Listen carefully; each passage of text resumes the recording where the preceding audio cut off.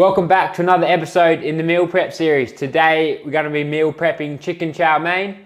This one's got a heap of vegetables in it, it's high protein and it's also low calorie.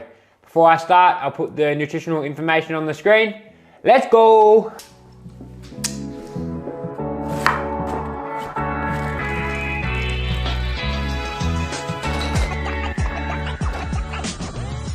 Start by prepping all the vegetables.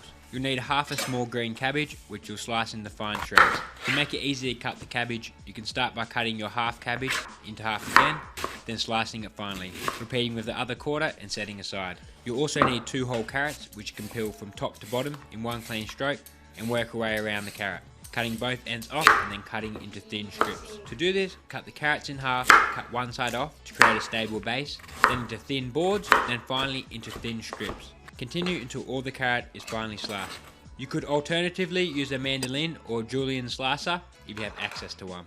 To finish off the vegetable prep, you'll need 4 shoots of spring onions, which you'll cut into 3 cm or 1 inch strips. For the chow mein, you'll only be using the green parts, but you can save the root ends in the fridge to use later in the week. And finally, 5 cloves of garlic. My garlic is slightly old, so it began to develop a green shoot. I've cut my garlic in half and removed the shoot inside as it adds bitterness to the garlic if it's left in. You'll then finally dice the garlic by slicing into strips and then running the knife back and forth a few times.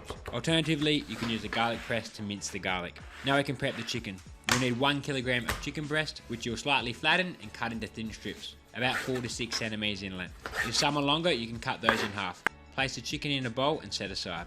For the chow mein sauce, grab a small bowl and combine 50 milliliters of low sodium soy sauce, 65 grams of oyster sauce, 30 milliliters of rice vinegar, which you can substitute with 15 milliliters of white vinegar, 5 milliliters of sesame oil, and 5 grams of cornstarch that you will mix with 40 milliliters of water, dissolving the cornstarch and then adding to the bowl with the rest of the sauce ingredients. Give the sauce a stir to combine and set aside.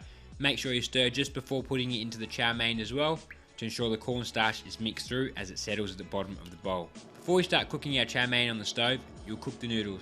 These types of noodles should be readily available in the international section. Cook the noodles according to the packet instructions. For my noodles, this involves sitting in boiling water for 1 minute, then rinsing with ice cold water to stop the noodles cooking, then drying them off, ready to be placed in the stir fry. Now let's cook the chow mein. I'll be using a wok as it's my largest pan, but this is not necessary.